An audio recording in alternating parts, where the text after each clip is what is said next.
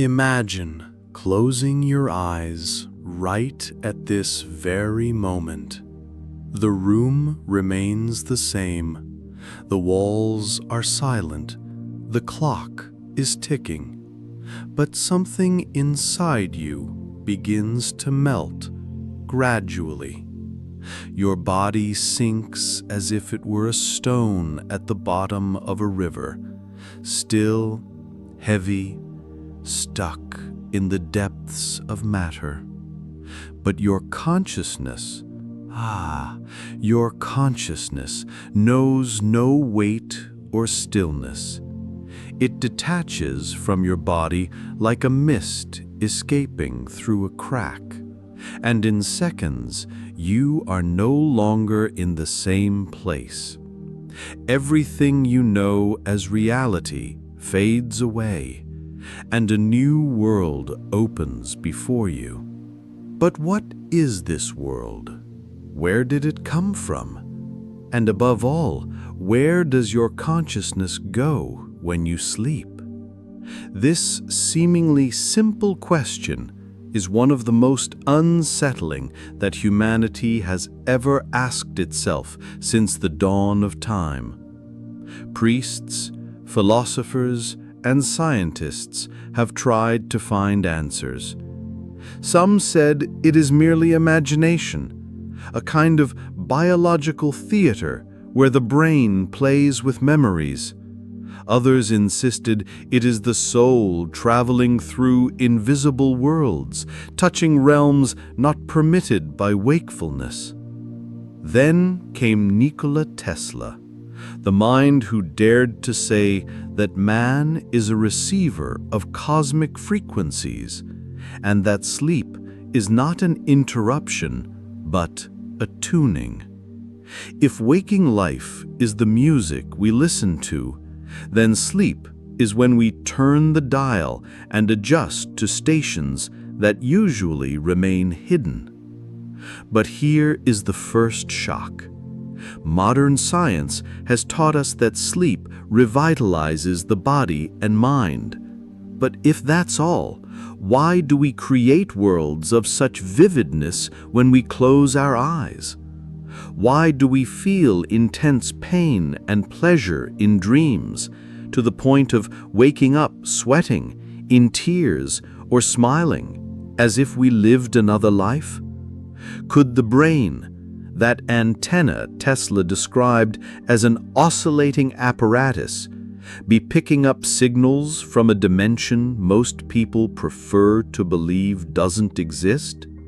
What actually happens is that when we enter deep sleep, the brain changes its rhythm. It slows down, its waves lengthen, as if diving into a calm sea. But suddenly, for a part of the night, it ignites. The regions associated with images, emotions, and perceptions become more active than they are in wakefulness. In this moment, we begin to dream. And here lies a paradox. If sleep is rest, why does the brain become more active than ever? Why, instead of silence, does it fill with sounds, sights, and presences? Tesla understood the answer intuitively. For him, the mind is not a creator, but a transmitter. The brain does not invent from scratch, it receives. Just as a radio does not produce music, but merely translates the signal present in the air, the mind, during sleep, picks up waves of an invisible frequency. Every dream would be a tuned station, sometimes harmonious, sometimes chaotic, but always connected to something beyond the body. This idea is frightening, because it means we might not be alone in our own minds. Perhaps we never have been.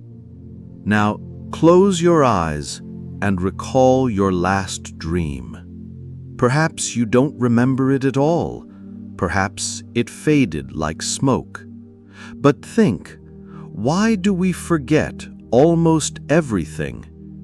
What is so dangerous or so sacred that the mind rushes to hide it the moment we awaken? Is it a defense mechanism? Does the mind fear we might lose our connection to what we call reality if we remembered every dream in detail? Or is this forgetfulness actually a curtain imposed upon us to prevent us from discovering too much about what truly happens when we lie down? Ask yourself, have you ever dreamed of places you've never been, yet they felt strangely familiar? Have you ever seen the face of someone who doesn't exist in this world, yet their presence was so strong that it felt more real than any waking person? Have you ever spoken to someone in a dream and woken up feeling the message was not woven from your imagination, but came from a deeper place? If you've experienced this, you know, even without scientific proof, that dreams carry something that defies logic. Tesla understood the power of symbols and frequencies. He said the entire universe is energy in vibration, and that if we want to understand the secrets of existence, we must think in terms of frequency and resonance. And what are dreams if not different vibrational states? Frequencies that open when we stop looking at the external world and dive into our depths. In sleep, we are not erased from existence. We harmonize with another station in the universe, a station where time bends, the dead speak, and possibilities intertwine. But this leads us to a disturbing dilemma. If sleep is a door, who controls what passes through it? It is not only light and revelation that reach us, but also nightmares, obscure shapes, and suffocating pressures. Perhaps the field that connects us to the sublime is the same one that exposes us to the mysterious. And then, instead of rest, sleep becomes a battlefield, a hidden battle we wage every night without realizing it. This is the first small conflict we must face. Do we feel true peace in our sleep? Or do we enter a zone where forces we don't understand watch us, test us, and perhaps influence us? That feeling of waking with a racing heart and cold skin is not just an illusion. It is a sign that we have touched something that should not be seen, something that remains hidden from the waking state, but exists silently in the vibrational field where consciousness moves when the body rests. And this is precisely what Tesla hinted at when he said humanity is ignorant of the truth of the universe. For him, there was no separation between science and spirituality, between matter and energy, between wakefulness and dream. Everything is vibration. Everything is a field. And sleep is simply the moment we detach from Earth's frequency and connect to other worlds. Now imagine the impact of this insight. If our dreams are signals, who is sending them? On the other side, is it just a symbolic reflection of our own mind, or are there hidden intelligences using sleep as a means of communication? Throughout history, prophets, mystics, and inventors have recounted dreams that brought them revelation, formulas, ideas, and warnings.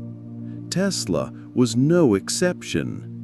Many of his inventions were born from visions, from flashes that appeared to him precisely between wakefulness and sleep.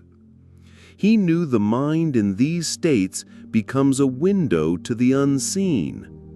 Thus the question becomes inevitable. If Tesla was right and consciousness is an antenna, what exactly are we receiving when we dream? And moreover, do we have a choice in what we listen to, or are we led, night after night, into realities we do not understand? Prisoners in a game we don't even know we're playing.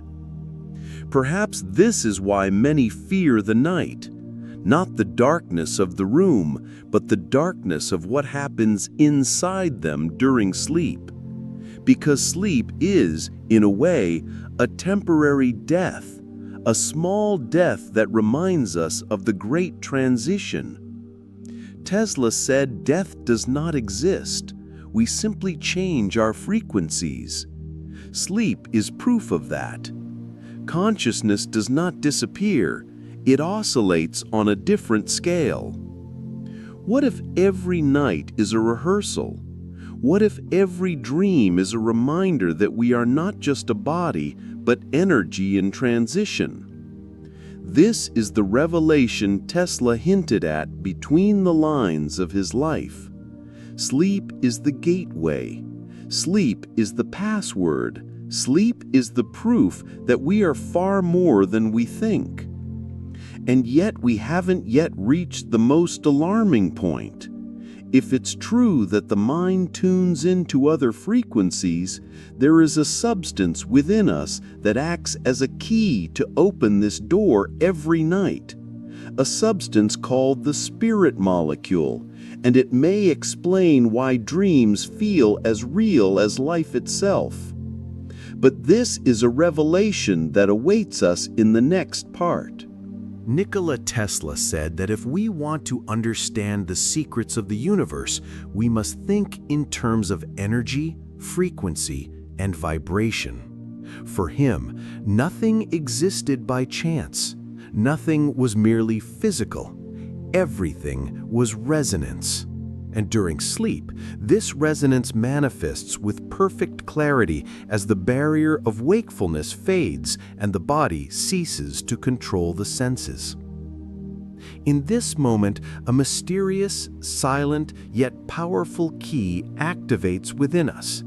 The brain secretes a substance modern science calls DMT, the spirit molecule. The name itself seems inspired by sacred texts, but it exists within all of us, produced every night as if it were a password opening doors to worlds beyond the limits of matter.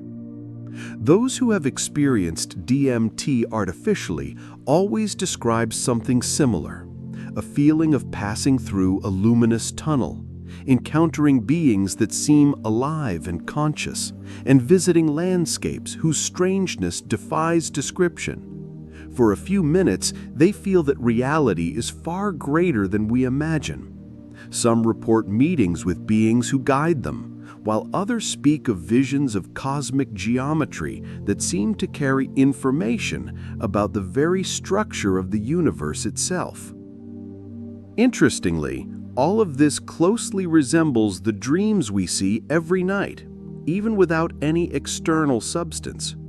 And here lies the importance of Tesla. He believed the human mind does not create from nothing, but receives signals already present in invisible layers of reality. If so, then DMT is not the creator of dreams, but the transmitter. It tunes the brain's frequency, transforming it into a more sensitive receiver capable of tuning into hidden stations of existence. And here emerge the landscapes of dreams, which seem invented, but may in fact be parts of parallel realities or spiritual dimensions. When you dream of walking in an unfamiliar city full of streets you've never traveled, perhaps this is not just a fantasy of your mind. Perhaps it is a place existing on another frequency, a city vibrating in parallel with ours, but accessible only when the internal key opens the door. This idea is unsettling because it changes how we understand daily life. Imagine, for example, lying down to sleep after an exhausting day.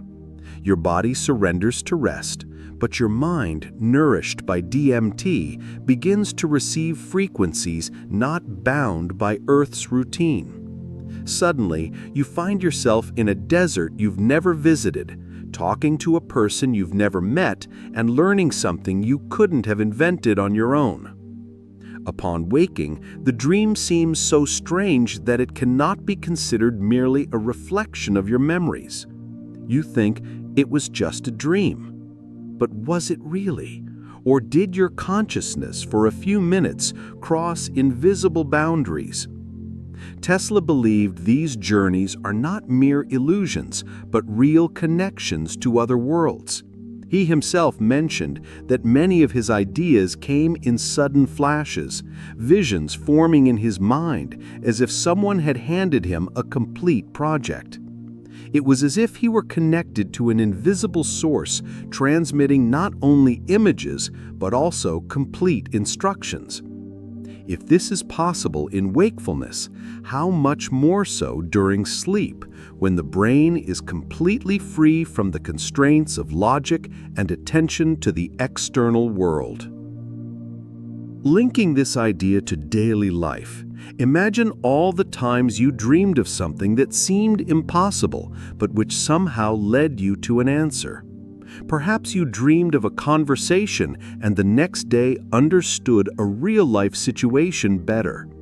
Perhaps you dreamed of a solution to a problem that seemed insolvable. How many times have you woken up feeling clarity, as if you had received a message that did not come from you?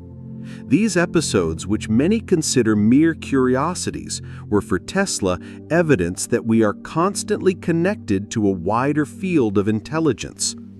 But here a conflict arises that few dare to confront. If our consciousness depends on chemicals to access these dimensions, what does this say about reality? Could the waking world merely be a state stimulated by other internal substances and other biological filters? Could the life we know be just one other state among infinite possible states of consciousness? Tesla did not believe so. For him, wakefulness was not an absolute truth, but merely a specific frequency on which our consciousness remains throughout our imprisonment in the body. The whole of existence would be like an infinite orchestra, and in our limitation, we hear only one note at a time. The existence of DMT in our brains is the clearest proof that we were not created to live on this single note alone. It acts as a bridge. During sleep, when it is released naturally, it leads us to experiences that transcend logic. But there is something even more astonishing. People who have used DMT in sacred rituals, like the ayahuasca of indigenous peoples, report visions resembling near-death experiences. They describe meetings with deceased relatives, reviews of their lives, and dialogues with luminous beings.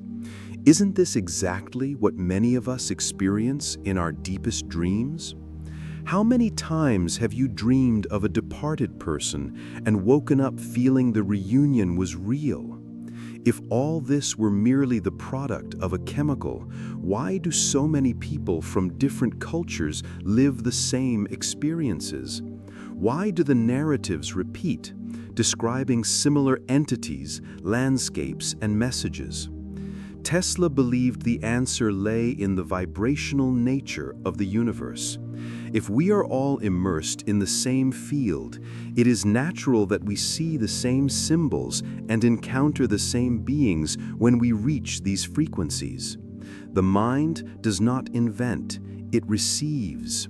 And here we enter one of the deepest meditations. If our dreams are transmissions, who is sending them? Is it just our soul reflecting its journey, or are there hidden intelligences communicating with us at night? Some believe they are spiritual guides. Others believe they are parts of ourselves living in parallel realities. Still others see in this evidence of multiverses, where every dream is a glimpse of another version of our existence. When Tesla spoke of energy and frequency, he opened the door to all these interpretations. He knew the human mind is not confined to the physical brain, but is a receiving field that transcends time and space. This vision may seem far from reality, but it is not. Imagine how many times you have woken up feeling a dream showed you something you needed to see. Perhaps it was a forgotten memory, a warning, or just a strong emotion that revealed what was hidden inside you. These moments have the power to change decisions and alter paths. It is not rare to hear stories of people who changed career paths, left relationships, or accomplished works inspired by dreams. These signs should not be ignored. They are echoes of the wider field Tesla described, reaching us at night, when the body sleeps and the soul awakens. But this very revelation carries with it a shadow. If there is a key within us capable of opening gates, what guarantees the safety of these gates?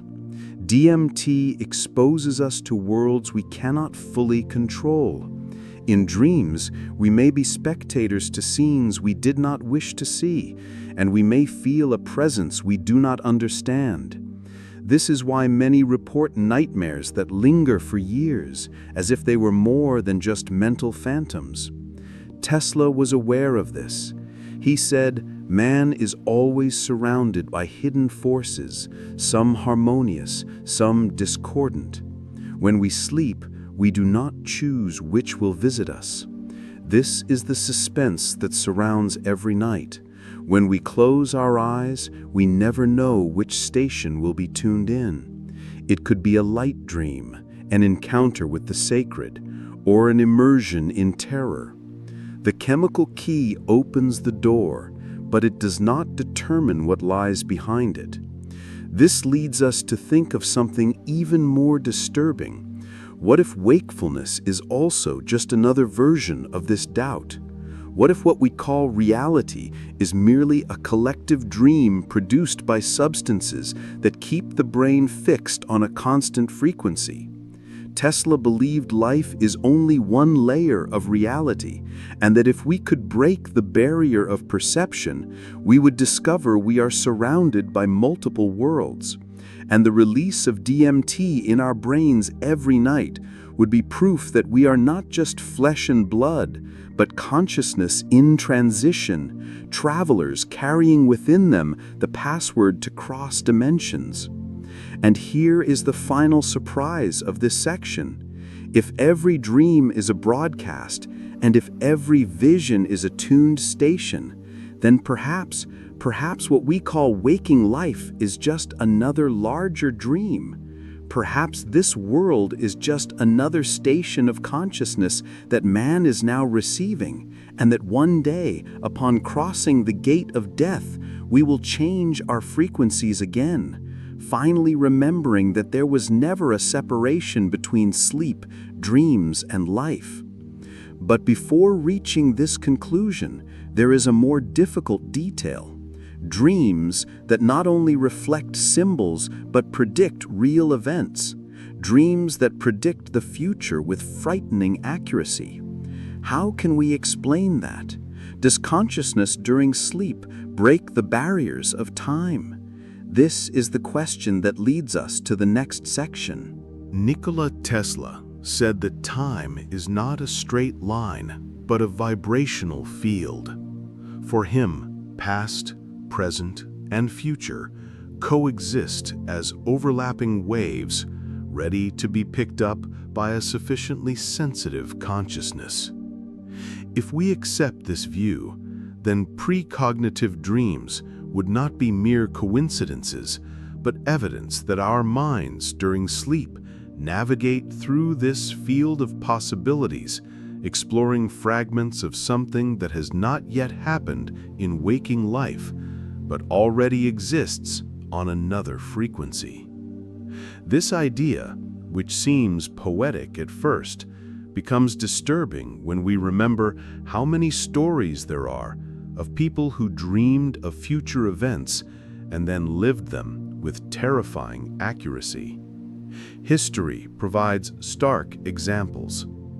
Abraham Lincoln dreamed of his funeral days before his assassination. Mark Twain recounted seeing his brother's death in a dream exactly as it happened days later. And thousands of ordinary people report similar experiences.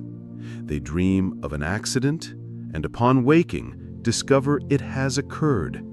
They dream of a person they haven't seen in years and meet them by chance the next day.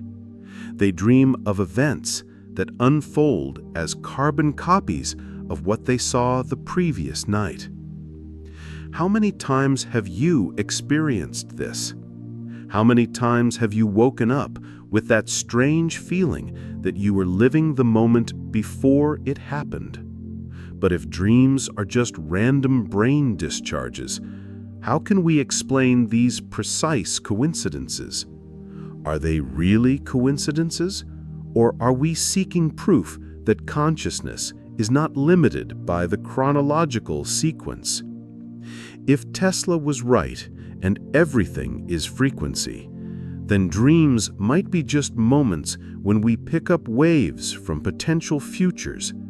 And just as an antenna can pick up multiple stations, perhaps our consciousness picks up echoes of futures that are already vibrating, waiting to become matter. And here a puzzling dilemma emerges. If precognitive dreams predict a possible future, to what extent is it fixed? When we dream of something that happens later, was the dream just a reflection of a predetermined fate, or did we, by dreaming of it, confront a possibility, and by becoming aware of it, end up attracting it into our lives? This question changes everything because it places responsibility not on chance, but on our interaction with the vibrational field of time. Imagine you dream you are about to lose your job. You wake up afraid, feel anxious, and without realizing it, you begin to act out of fear, displaying insecurity until you end up being fired. Did the dream predict the event or create it? Now imagine the opposite. You dream you're facing an unexpected opportunity, feel confident, change your behavior, and suddenly that opportunity appears to you. Did the dream show you the future, or did you, by vibrating differently, pave the way for it? Here lies the importance of Tesla's vision. He believed the universe responds to the frequency we emit. If consciousness is capable of accessing future possibilities, it is not because the future is predetermined, but because it already exists as a vibrational field awaiting our choice. Then, the dream would be a rough window, a preview of potential scenarios, and what we experience in wakefulness is merely the realization of the frequency we choose to maintain. But are we ready to face this idea? Because it shatters the comforting concept of inevitable fate. It burdens us with a responsibility many prefer to deny, that we participate in creating what we call the future. And perhaps this is why many ignore their dreams, considering them nonsense, coincidence, or fantasy. It is easier to believe that nothing is in our hands than to accept that every thought, every feeling, every vibration shapes our path. Tesla was not afraid of this responsibility. He said he lived surrounded by ideas that were not his own, and that he felt an ocean of intelligence surrounding him. When a vision occurred to him, he did not consider it a coincidence. He investigated it, wove it in his mind, and worked on it until it became matter. If he did this with his inventions that changed the world, why can't we do the same with the dreams that visit us every night? And here, a troubling question arises. How many of our greatest mistakes were the result of neglected dreams? How many accidents could have been avoided if we had taken the signals we received seriously? How many important encounters did we not realize because upon waking, we preferred to believe they were just worthless fantasy? Perhaps this neglect of dreams is one of humanity's greatest errors. What would happen if we treated dreams with the same seriousness we give to breaking news? What would change in our lives if upon waking we wrote down every detail, searched for patterns, and contemplated the messages? How many signs of change, healing, danger, or opportunity have we lost simply because we do not believe that the night also speaks? Tesla understood that knowledge is not built only in laboratories, but in altered states of mind. His life was proof of that, and perhaps the greatest proof is the similarity between stories of precognitive dreams and near-death experiences. Both show the dissolution of time. Both reveal encounters with beings or information that transcend logic. Both carry messages that change waking life. If death is a transformation of consciousness to another frequency, and sleep is a rehearsal for this transformation, then why should it surprise us that the future can also be seen in these states? But what is truly concerning is something else. If we can see the future, why can't we always change it? If we have glimpses of something to come, why do we often fall, even with warning, into exactly what we were trying to avoid? The answer may be harsh, perhaps because most people do not know how to maintain a different frequency. The dream may point the way, but if we continue to emit the same frequency, we will inevitably head towards what was in harmony with us. It is not the dream that fails, but our inability to change our resonance. And this leads us to a revelation that may change how you see yourself. Dreams are not just messages, they are mirrors of what you vibrate with. When a dream shows a tragedy, it is not only predicting it, but revealing the energy you are radiating. When it shows abundance, it shows the same thing. The dream is a reflection of the hidden field in which you are immersed, and which will become reality sooner or later. Think now. What do your recent dreams reveal about the frequency you carry? Are they dreams of fear, loss, or persecution? Or are they dreams of discovery, encounters, or achievements? If you pay attention, you will realize they reveal your current spiritual state far more than any external diagnosis. They are like a vibrational thermometer that measures not only what you feel, but also what you will attract. And here comes the question that changes everything we believe. What if dreams are not just predictions of the future, but what creates it? If every time we see something at night, we are actually planting the seed of an event yet to unfold. If this is true, then sleep is not just rest, it is an active participation in shaping reality. Tesla warned us of this subtly when he said, "What man calls imagination is merely a universal library from which the mind draws images as it wishes." If there is a universal library, then every dream is a page torn from a book we leaf through prematurely. The question is, what do we do with this page? Do we discard it, or do we transform it into the text of our lives? And if all this is true, what prevents us from using dreams as a conscious tool for creation? Could we not learn to direct our vibrational field during sleep, choosing the pages we browse, the futures we rehearse, and the realities we are drawn to? Perhaps this is precisely the reason for the phenomenon of lucid dreams, where consciousness wakes up within the dream and begins to shape the plot. This would not be mere mental play, but spiritual training to learn how to create our waking reality. But this is a topic we will delve into later.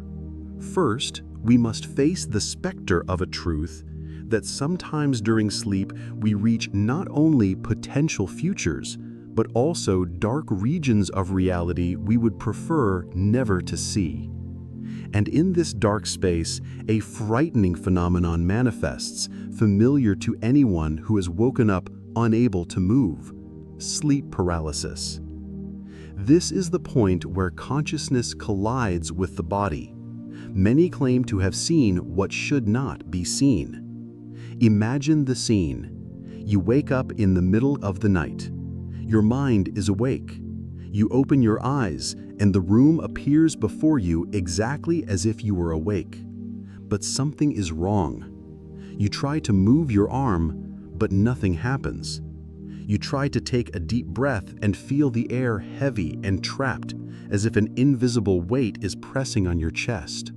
Your heart races, your skin crawls, and the most disturbing sensation arises. There is something in the room. It is not just body paralysis, it is the instinctive certainty of a presence there watching, motionless, silently waiting. This experience, reported across cultures and ages, is called sleep paralysis. For science, it is simply a misunderstanding between body and mind during the transition from one sleep stage to another. But for those who experience it, it feels far from an error. Nikola Tesla said, "We are constantly surrounded by a hidden force, energies beyond ordinary perception." Sleep paralysis, in his view, is not a glitch, but a moment of harmony with a different frequency, where consciousness wakes up before the body, remaining connected to layers of reality we do not normally see. And here, the reports are frighteningly similar.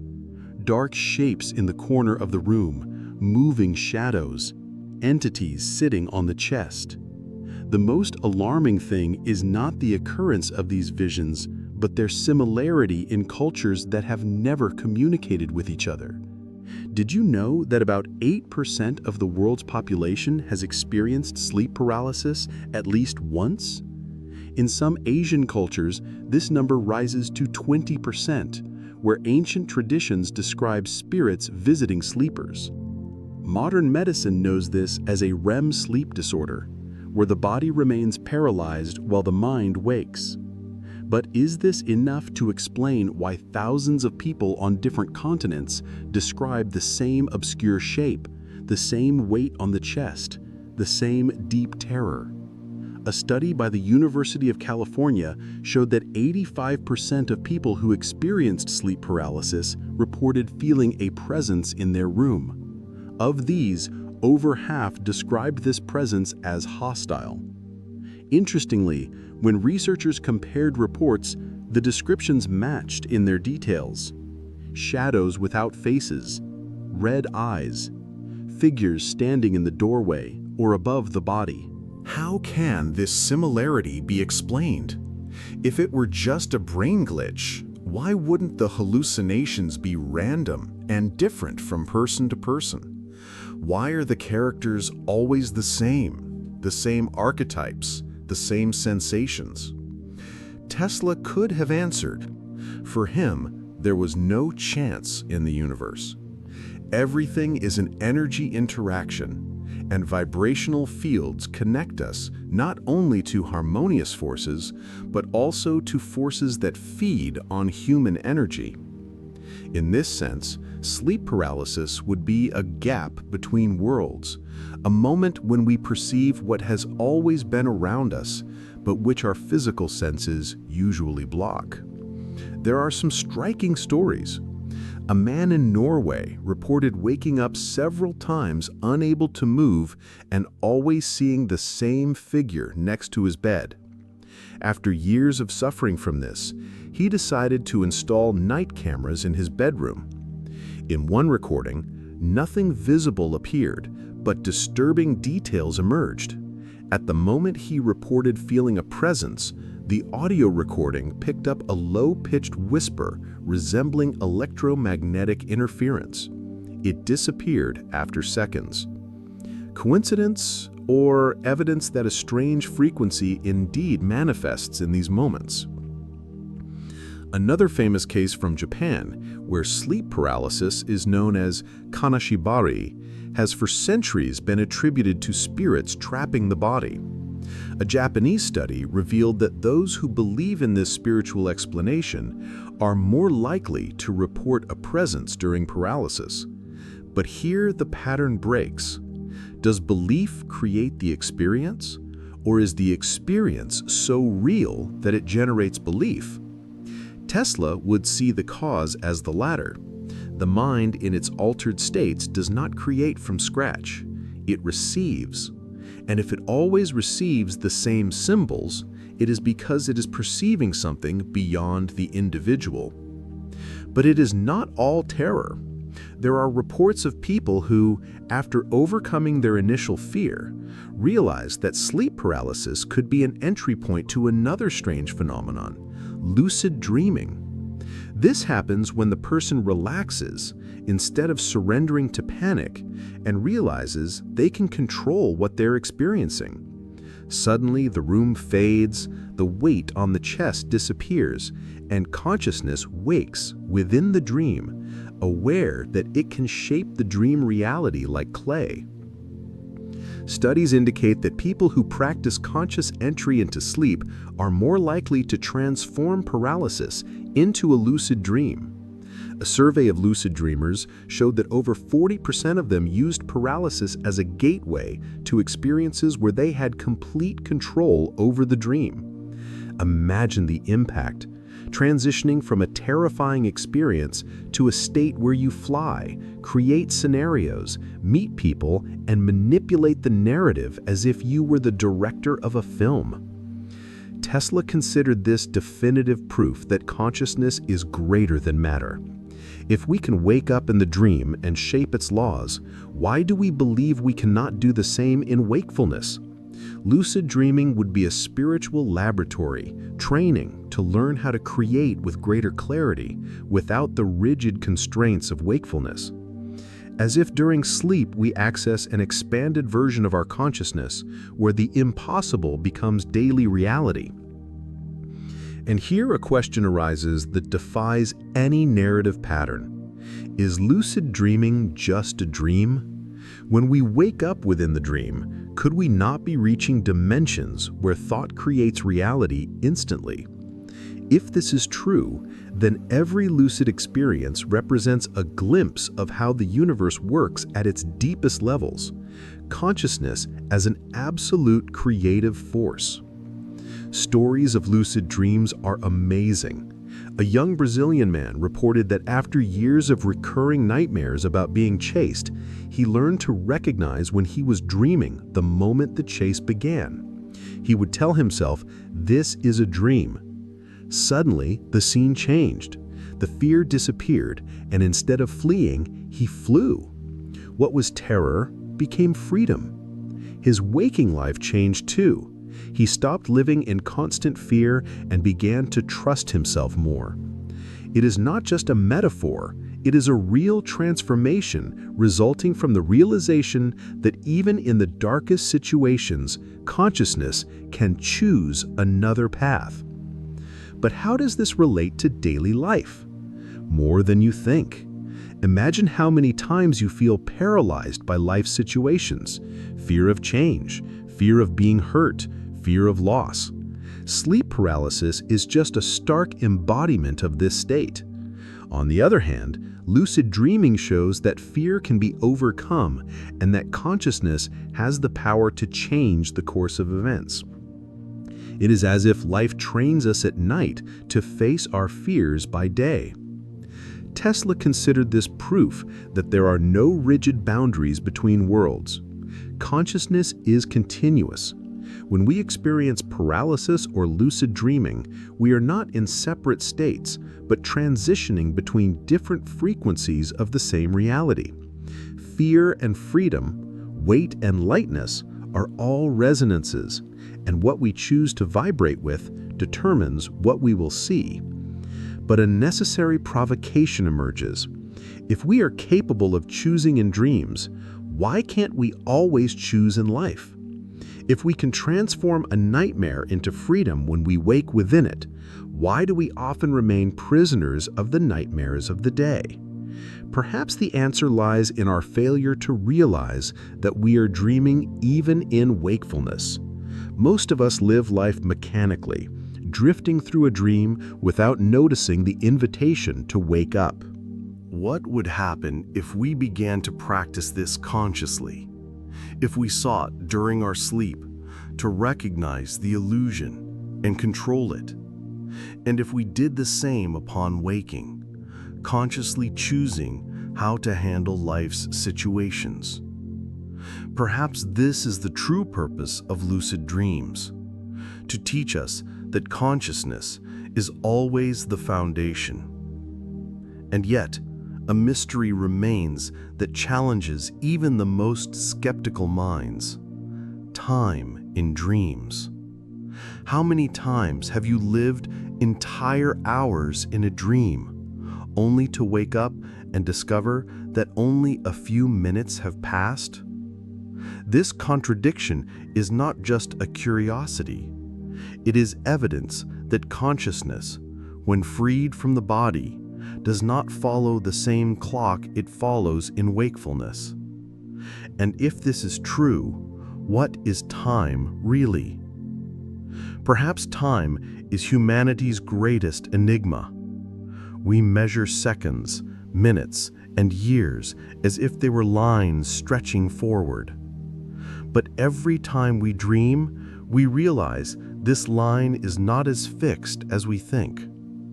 How many times have you slept for only a few minutes and lived entire hours in a dream? How many times have you lived days or even years in the world of dreams and upon waking realized the clock had barely moved? This is the first indicator that time, far from being an absolute law, may be just an illusion of consciousness. Nikola Tesla understood this clearly. For him, time was not a continuous flow, but a vibrational structure, a field where all moments coexist and can be accessed as different frequencies. If we take this view seriously, then every dream is not just a series of meaningless images. It is living proof that time is malleable. Scientific experiments have already shown that the perception of time in dreams varies. Researchers asked lucid dreamers to perform simple tasks like counting to 10 in their dreams.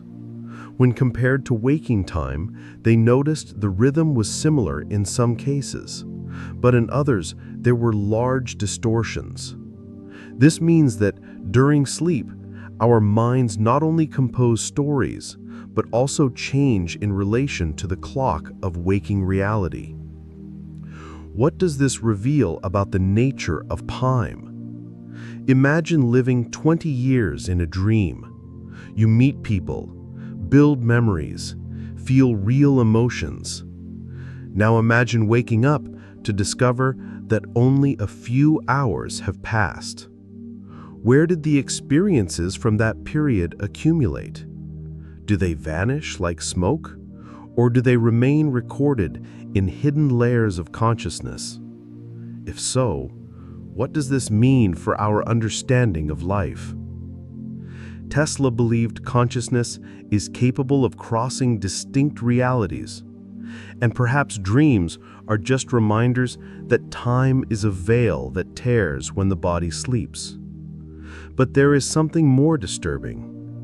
Many report recurring dreams about the same places, unfamiliar cities, houses they have never lived in, but which seem extremely familiar. These scenarios do not appear and disappear suddenly. They return night after night, as if they were fragments of a parallel life. Has this ever happened to you? Have you ever dreamt of a street or a neighborhood that doesn't exist on the map, but always returns with consistent details? Why then do these landscapes persist as if they were real? The answer may be in the idea of multiverses, which Tesla sensed in his vibrational vision of the universe. According to the multiverse theory, infinite copies of reality exist simultaneously, coexisting side by side at different frequencies. When we dream, we may not only be inventing, but transitioning into these alternate versions, living parts of other lives running parallel to ours. This explains why some experiences are so coherent and powerful that they leave deep emotional scars even after waking. If you have ever woken up crying, smiling, or missing someone that doesn't exist in this world, you know how real this is. The dream may not be on Earth as we know it, but in another layer of existence, a foreign reality. This hypothesis is reinforced by a curious fact. Researchers studying dream reports from different countries found striking patterns. In cultures that have never communicated with each other, many people describe cities with strange architecture, stunning lights, or skies of unprecedented colors. How can we explain thousands of people inventing the same landscapes? The materialist explanation would say they are archetypes of human consciousness, collective symbols that appear in dreams. But Tesla's vision takes us deeper. Perhaps they are real places, frequencies reached by shared receivers, those who enter the same vibrational range during sleep. And here is an inescapable provocation. If dreams take us to other realities, which one is reality? Is this waking life just one of many dreams we live? What if the difference between dream and reality is not in the consistency of experiences, but in the length of time we spend in each? The Greek philosopher Heraclitus said that waking life is a collective dream. Tesla seemed to agree when he said the universe is just energy vibrating at different speeds. Another interesting point is the emotional impact of dreams. Even when we forget the details, the emotions remain. This indicates that consciousness stores not only images, but also the energy we felt in these worlds. And if we retain this energy, isn't that evidence that we experienced something real, even if in another dimension? Imagine how some people carry trauma from recurring dreams, while others are inspired by dreams that seem like revelation beyond imagination. These effects transcend the limits of fantasy and shape our waking lives. If dreams were just fantasies, why would their effects be so lasting? Tesla did not believe that anything is lost in the universe. Everything is recorded in vibrational fields, intuitively similar to what Theosophy calls the Akashic records. In this sense, every dream represents a dive into fragments of this field, through which we access information from other realities, other lives, other times. This interpretation gives meaning to experiences where we dream of unknown people but feel a direct connection to them, as if we had loved or hated them somewhere else. Perhaps we did. Perhaps these dreams are encounters in parallel universes. But there is also a disturbing side. If we enter other worlds during sleep, we are not the only ones inhabiting these worlds. How many times have you dreamed of being watched, chased, or manipulated by strange forces? These dreams may not be just metaphors of the subconscious, but real encounters with intelligent creatures existing in other worlds. Sleep paralysis has shown us beings that surpass the limits of logic. But even in ordinary dreams, how many of us have felt that a character is not just a product of the mind, but a being with its own will? If these entities exist, what do they want from us? Here another question emerges. If dreams are capable of accessing multiple worlds, can we also influence them? Can we choose the reality we wake into? Experiences with lucid dreams suggest so. People trained in dream control report being able to change scenarios, communicate with characters, and even alter the course of events. If this is possible, perhaps we reclaim during sleep the creative power we also possess in waking life, which we rarely use with full awareness. Tesla saw this as the key. Learn to perceive that everything is frequency and that we can choose our harmony. What would happen if we began to practice this power daily? What if we considered every dream practice for consciousness? Upon waking, we would remember that we are here, in this world, also creators. The time that imprisons us, the routine that suffocates us, the idea of a fixed fate, all this may be just another dream we take for granted. What if, as in lucid dreams, we could wake up here too? Now, think how this changes our view of death.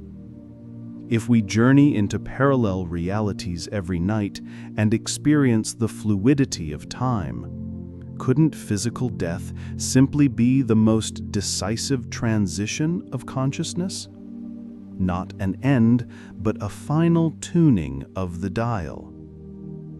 In this view, the body is not a prison, but a receiver, finely attuned to the specific frequency we call waking life. Death, then, is not the destruction of the receiver, but the release of the signal, the consciousness that was using it. We simply change our station permanently, moving to a reality whose vibrational laws can no longer be perceived by the physical senses we leave behind. Sleep is our nightly practice for this ultimate journey. Each night we experience a small death. The ego dissolves, time warps, and we explore realms beyond the physical. Each morning we return, remembering little. Death may be the same process, but without a biological body to return to, the journey continues onward. We don't cease to be, we cease to be here.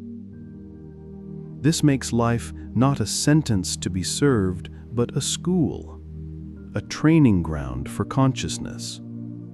The emotions we process, the fears we conquer in our dreams, the love we feel, these are not illusions.